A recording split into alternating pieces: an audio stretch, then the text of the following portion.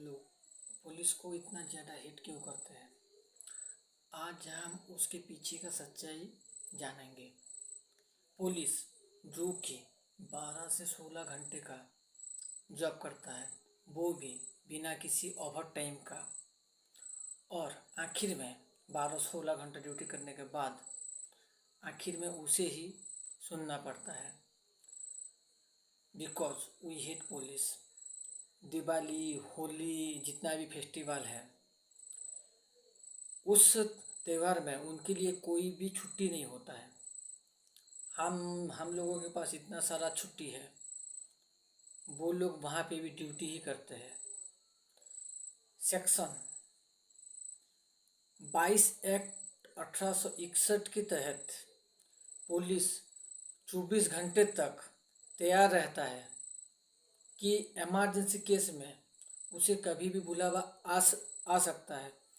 1947 से अभी तक 34,844 पुलिस शहीद हो चुके हैं लाइन ऑफ ड्यूटी में। कभी भी कोई पुलिस वाला नहीं चाहता कि उसका बेटा पुलिस में जाए। इसके पीछे का रीज़न ये है कि आज उसको हम लोग डिस्कस करेंगे। हम लोग पुलिस को इतना हेट करते हैं, उसके पीछे भी राज है।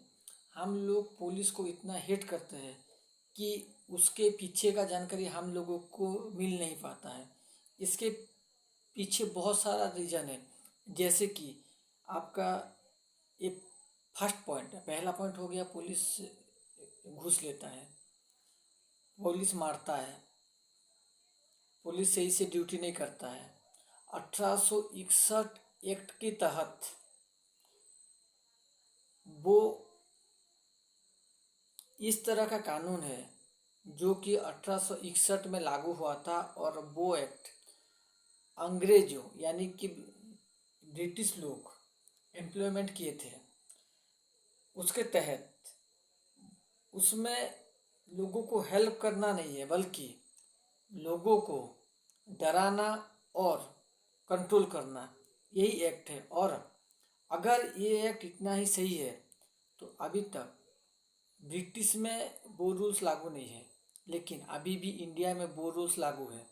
इसके पीछे का कुछ हम लोग रीज़न जानते हैं, और इसके पीछे का रीज़न ये है कि हमारे नेता और ब्रिटिश के बीच में पॉलिटिशियन के अंदर में ही आते हैं और अंदर में ही रहते हैं। जैसे कि आप लोगों को मालूम है, आपका हो गया आर्मी, जुडिशरी और इलेक्शन कमीशन। ये जो 3 डिपार्टमेंट है, इसमें पॉलिटिकल का हेर फेर नहीं है। यानी कि हम अपने भाषा में बोले तो नेता का कोई हाथ नहीं है। इसीलिए इन तीनों डिपार्टमेंट या इन तीनों चीज़ में जनता का अभी भी विश्वास टूटा हुआ नहीं है।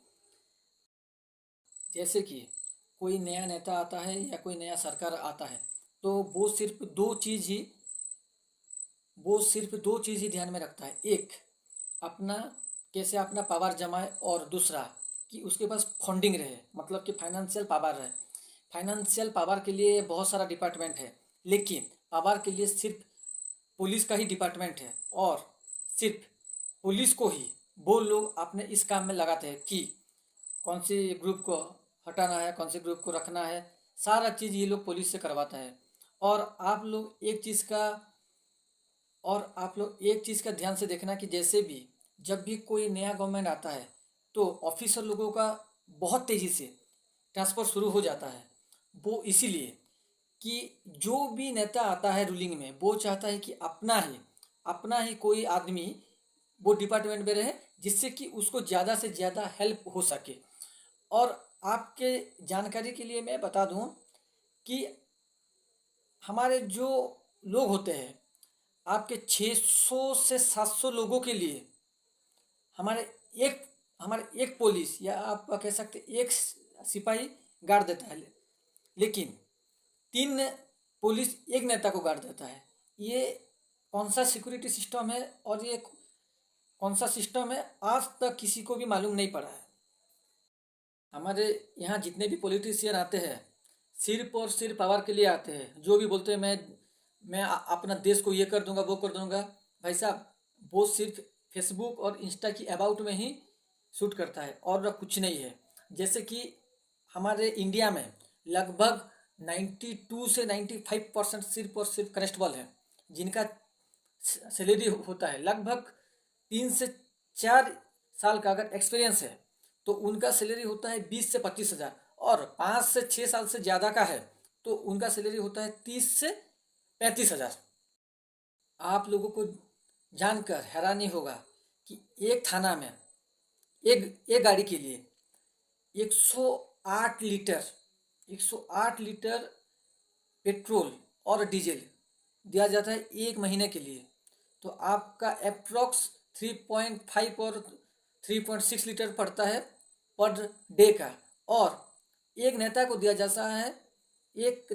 जाता है 250 से 260 लीटर का पेट्रोल। तो इसमें आप लोग अनुमान लगा सकते हो कि हमारा पुलिस इतना पीछे क्यों है। और हमारा जितना भी पुलिस है वो सारा पुलिस, सारा तो नहीं कह सकते, लेकिन ज़्यादा से ज़्यादा पुलिस सरकार के पीछे और नेता लोगों के पीछे ही रहते हैं, और उनका भी कोई गलती नहीं है। जितने भी हमारे पुलिस है सारे लोग प्रॉपर ट्रेनिंग लेके ही पुलिस में ज्वाइन हुए हैं। वो लोग सारे काम के लिए कैपेबल है। लेकिन कहते हैं ना, जैसे कि कोई नेता का कहा सुना नहीं मानेगा और कोई नेता का बात नहीं मानेगा तो तुरंत ही उसका ट्रांसफ़र हो जाएगा। हमारा सिस्टम ही यही है, इसीलिए हम लोग पुलिस को इतना हेट करते हैं। जैसे कि हमारे जो कांस्टेबल को आप छोड़ दो, हमारे जो हवलदार भी है उनको लेके एक एक नेता के यहाँ 3-3 4-4 कांस्टेबल है, जो कि गैस लाता है, आपका सब्जी लाता है। अरे हर कोई काम करवा देते हैं। अब अरे हर कोई काम करवा देते हैं, बदतर से बदतर काम। ऐसे में कोई पुलिस क्यों चाहेगा कि उसका बेटा और उसका फैमिली का कोई मेंबर पुलिस में आए। ये सारा चीज़ पुलिस के पीछे का है और हम लोग पुलिस को हिट करते हैं। एक बात ध्यान न रखने की बात है कि कोई भी चीज़ ना जानते हुए कोई भी जजमेंट तक पहुंच जाना बहुत ही गलत चीज़ है।